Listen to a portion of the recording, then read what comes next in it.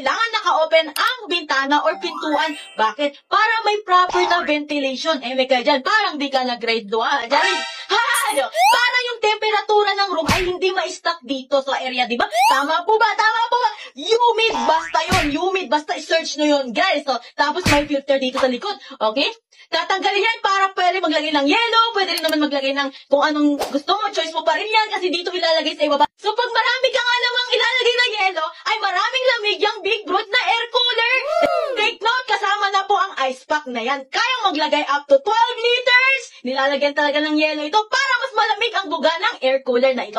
65 watts lang po yan, so parang kasing ano lang ng regular size na electric fan. Pero ito ay may lamig siya, kaya makakatipid ka sa kuryente. Tapos ito pala yung remote control niya. Ito pala ang on-off, ayan naman ang speed, fan type, ionizer, timer, at mag-swing at cooling. Kailangan mo ito, especially kung mainit sa kwarto mo, nandiyan sa Google Basket. Go!